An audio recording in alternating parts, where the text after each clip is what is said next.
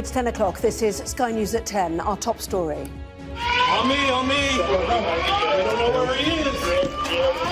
Metro Police, open the door!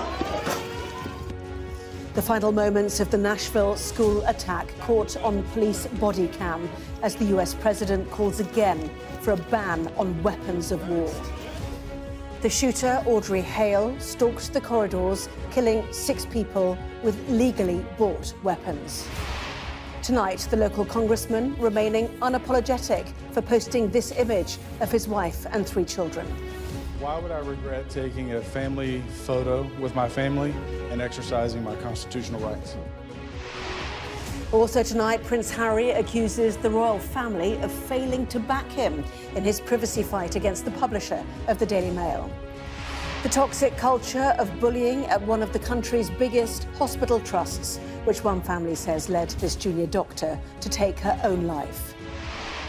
Be vigilant but not alarmed. Northern Ireland's terror threat level is raised to severe.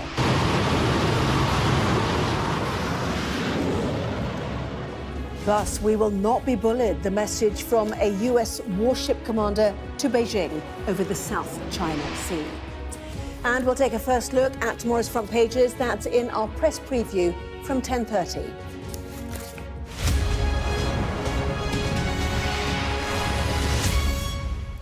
Hello, good evening. It is testament to just how endemic mass shootings are in the United States that school massacres have now become all too common. But today, body cam footage of armed police racing through empty classrooms at Covenant School in Nashville, Tennessee, while alarms sounded, brings home the full horror of those fatal moments. They eventually shoot and kill the attacker, 28-year-old Audrey Hale. That too is caught on camera. By then, 6 people were dead, 2 teachers, a caretaker and 3 9-year-old pupils. We begin tonight at the scene of America's 131st mass casualty event this year. Our US correspondent Martha Kellner is in Nashville. Martha. Yeah, the entrance to Covenant Christian School behind me has become the focal point for a community's grief today. Just in the past few moments, a group has arrived to place 6 white crosses at the entrance to the school to commemorate each of the 6 victims of this attack. All the while, we're learning new horrific details about what unfolded inside. Police now say that the killer had managed to legally obtain 7 different guns in recent years from different shops in Tennessee. We also know the killer was being treated for mental health issues by a doctor, but that wasn't known to law enforcement. A warning, my report contains distressing images of the final moments of this attack. In a country where school shootings happen almost once a week, this is what police have been training for. Kids are all locked down, but we have 2 kids that we don't know where they are. Okay. Okay? Yes, ma'am. Let's go! Inside, almost 200 staff and primary school children are hiding. Satchels are still in cubby holes, workbooks on tables. On me! We don't know where he is! Metro Police, open the door! An alarm sounds as officers go classroom to classroom in pursuit. With me. Hold the door! Next. I think it's upstairs. It sounds like it's upstairs. At this point, they don't know who the shooter is or if there's more than one. In fact, a 28-year-old former student had broken in through a locked side door, shooting through the glass and climbing in. This is Audrey Hale, born a woman and identifying as a man. They know and have studied the layout of this building. Over the course of 14 minutes stalking the corridors, Hale shoots dead 3 children and 3 adults. Right! On the 2nd floor, police follow the sound of gunfire. Push an LPV up! The shooter is visible for the first time. Then they're gone. Suspect down! Killed inside Covenant School were head teacher Catherine Kuntz, caretaker Mike Hill and substitute teacher Cynthia Peake. Hallie Scruggs, the 9-year-old daughter of the school's pastor, was also murdered.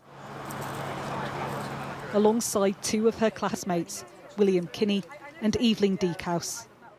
There's a lot of praise here for the swift police response, but clearly it wasn't soon enough to save those 6 victims. And so there's a lot of soul-searching too about America's gun laws.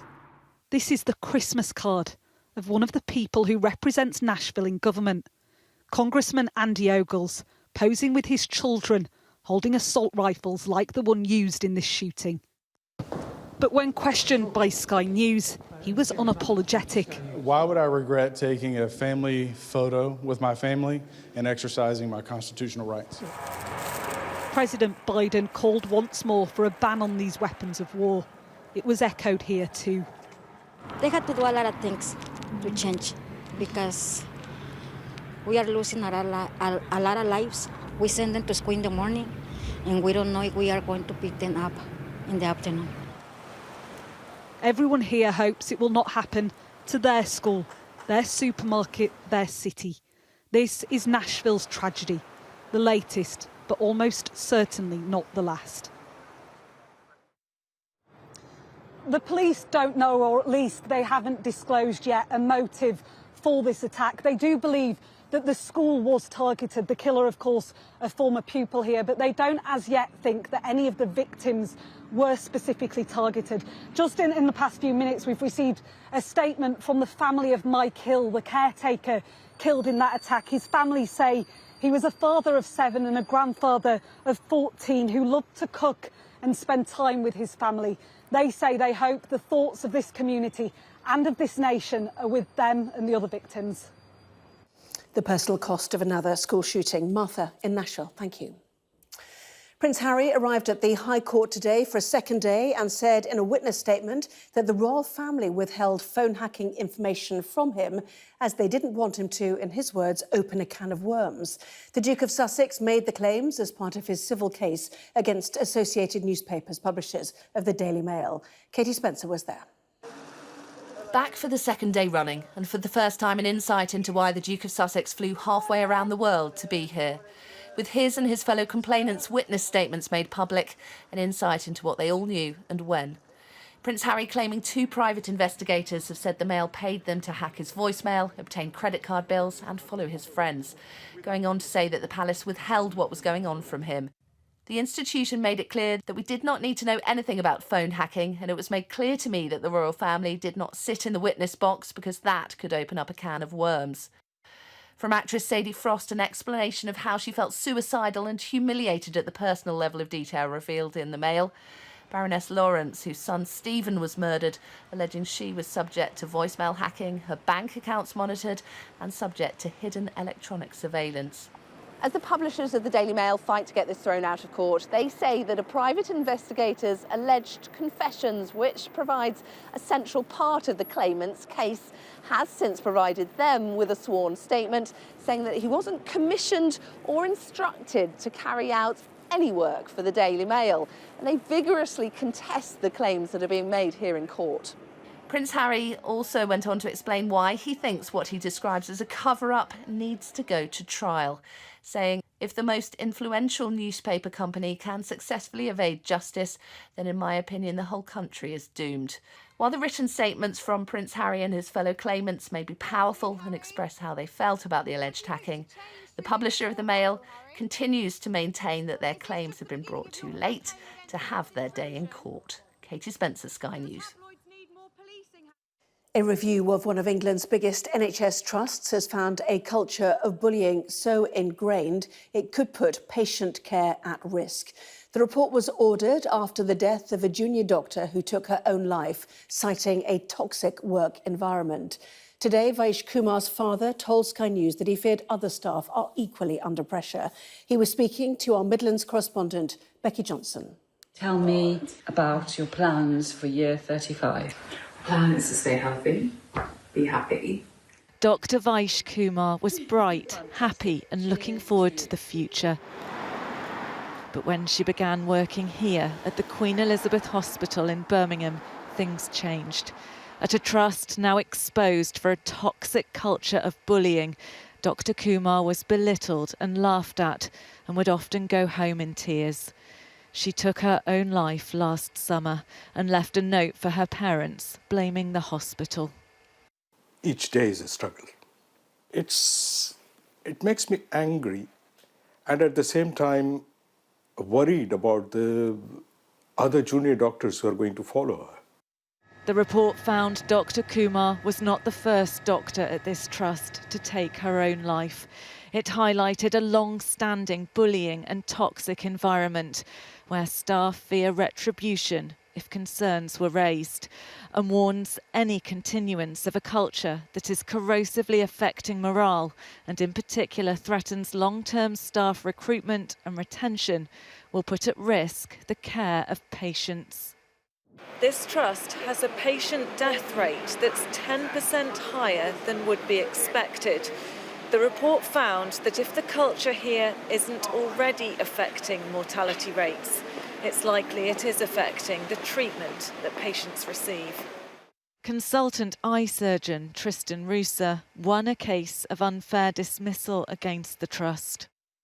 A former chief executive had referred him to the General Medical Council without mentioning he was a whistleblower who'd raised concerns about unsafe staffing levels. The current permanent members of the board have been part of the culture of fear and the mafia-like culture.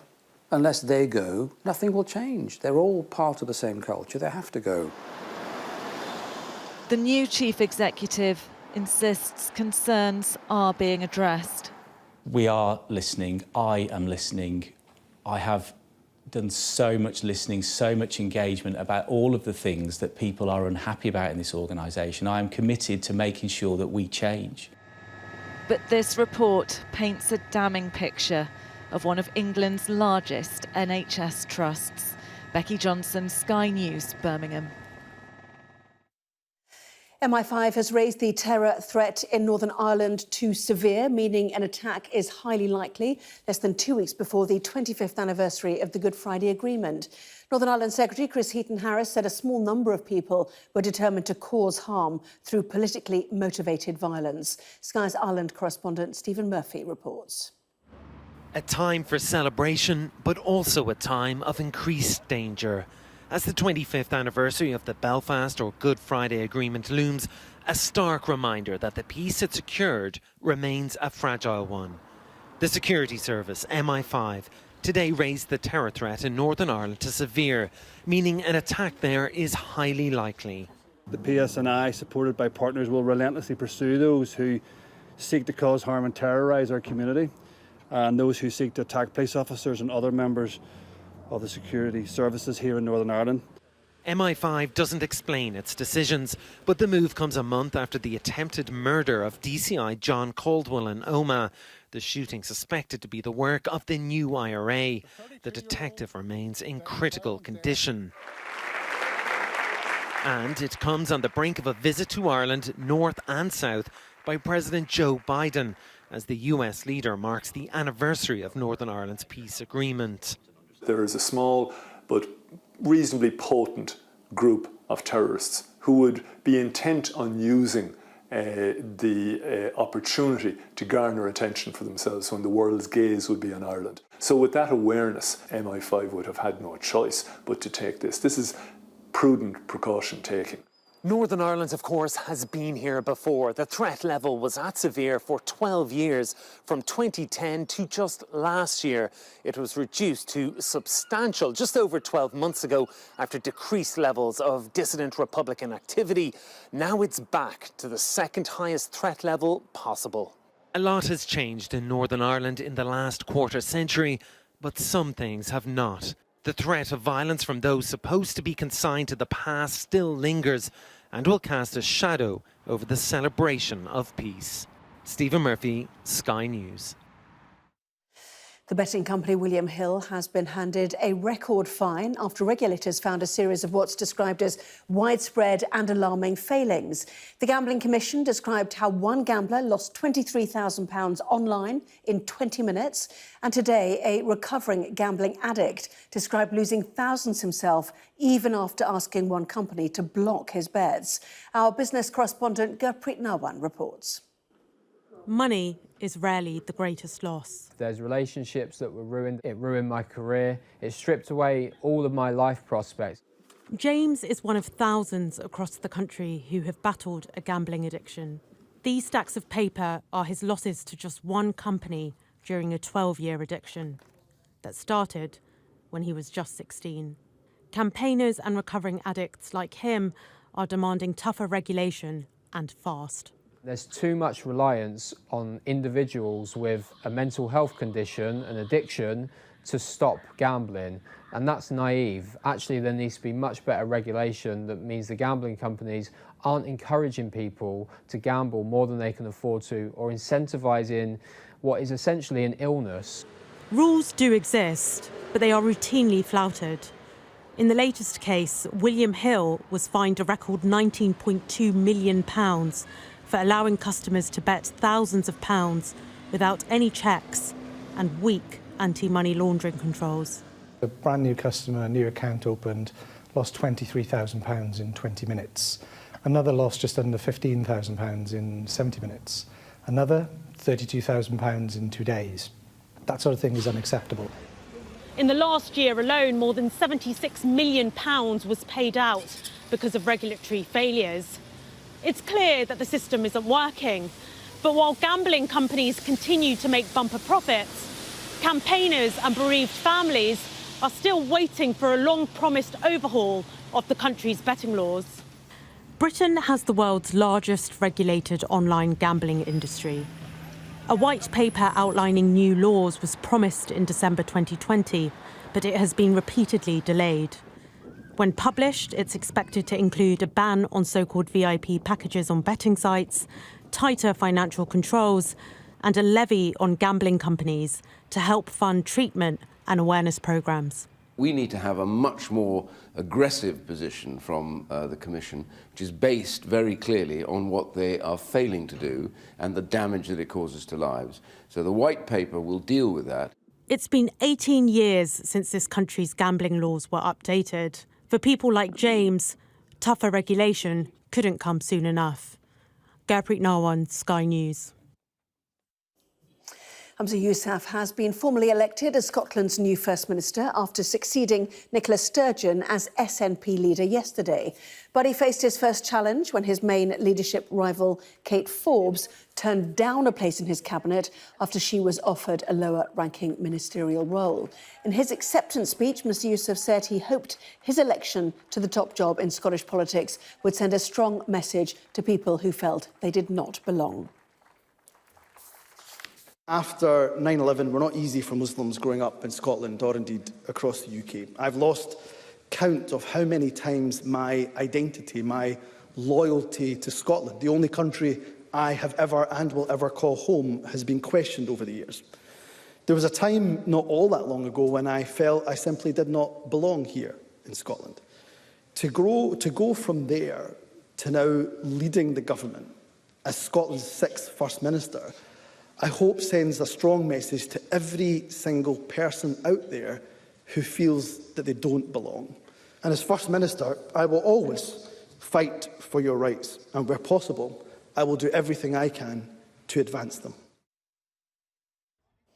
Demonstrations are again being held across France against the government's plans to raise the pension age, with fears they could escalate into widespread violence. 13,000 police officers have been deployed to contain the protests, with one minister alleging that radical troublemakers are trying to latch onto peaceful protests.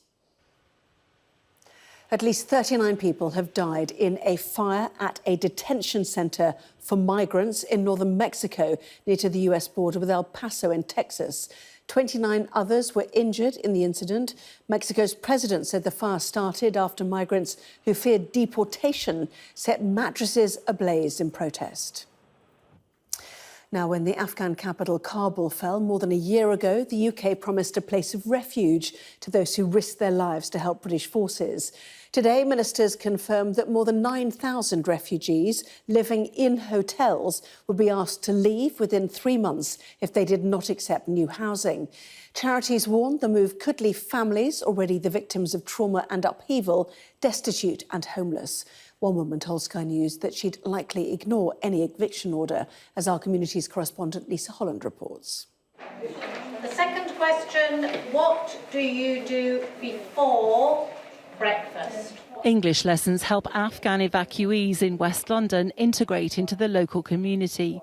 For this woman, who doesn't want to be identified, after more than 18 months in a nearby hotel, it feels like home, which is why she won't leave the area. If they want to send me outside of London, I will continue staying at the hotel. It's better than living somewhere I don't have any support network or friends. I go to these classes and the women's group, and I'm used to living here. If I'm just sent in the middle of nowhere, it'll be difficult for me to start from zero again. At the end of April, the 8,000 Afghan evacuees still living in hotel accommodation will be given 3 months' notice to leave.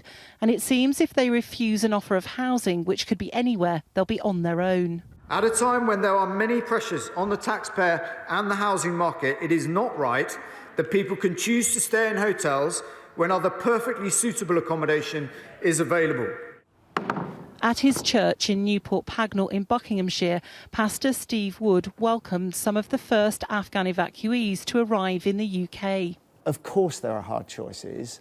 I would just want to see the government deliver what it promised to deliver from day one, which was that warm welcome.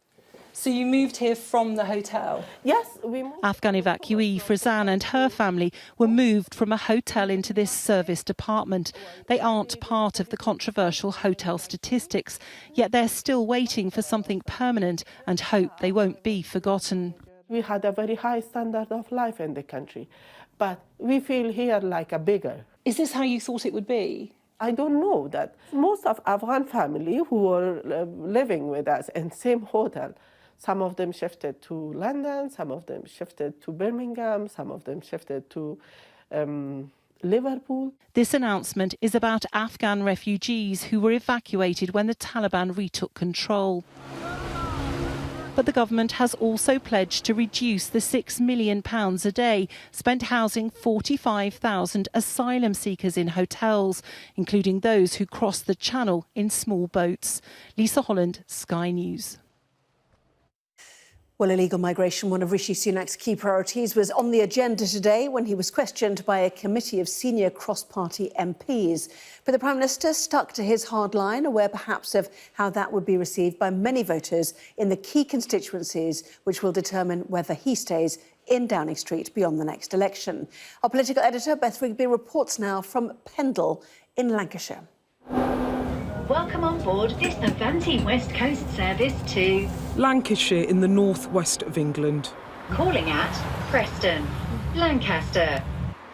And on to Pendle, a parliamentary constituency which has long voted Conservative. But there are people here that now have problems with their party. We have watched an absolute rabble, with no discipline, charging around thumb up bum and brainy neutral. I think it could do with a good shake-up. The last few years have just blown it out of the water for me. From the cost of living. Economically, we're in a bit of a turmoil time. We need more investment. I'll ask for more investment up in the north. To illegal immigration. Are all these people put up in hotels, which is, I believe, is 6 million a day? They're not migrants. It's an invasion force. And the health service. I think the main thing is the NHS, to be quite honest. Almost 250 miles south in Westminster. This is the first session we have with the Prime Minister of 2023. The PM today grilled on those subjects, intent on telling MPs and voters he's heard them and is trying to get on with the job. On the economy. We are on track with all of those. OBR forecasts inflation to be more than halved by the end of the year. And on the NHS. All our commitments to cut waiting lists is absolutely paramount and protected. But it was right that we getting on with it, but his plan to stop illegal boat crossings, undoubtedly the hardest and most controversial of policy areas to crack. Use of the word invasion to describe the small boats problem. I think, look, it's very clear that the scale of the problem is significant and growing. Defending the language and the provisions of his new immigration bill too, with no detention exemption for children who make illegal crossings. I don't think we want to create a pull factor to make it more likely that children are being making this very perilous journey in conditions that are appalling. I don't think that's the right thing to do. But it's the people and the voters here in Pendle that will be the judge of what's right. The first test at the local elections in May. Do you think they'll lose control of the council? You do. Yeah. Unfortunately, You do. Beth Rigby, Sky News in Pendle, Lancashire. We will not be bullied. The message from the senior US commander of one of the largest warships in the world, just back from a patrol of the South China Sea. Trillions of dollars of trade, that's a third of the world's maritime shipping, passes through its waterways, which are highly militarised and dotted with Chinese, American and American allied bases. Well, Beijing sees any US presence in the South China Sea as a direct threat and has claimed everything around the so-called 9-dash line. Last week, China said it had prevented an American warship from operating around the disputed Paracel Islands. The US says it was operating under international law. Our Asia correspondent, Helen Ansmith, sent this report from on board the USS Nimitz, currently docked near Busan in South Korea.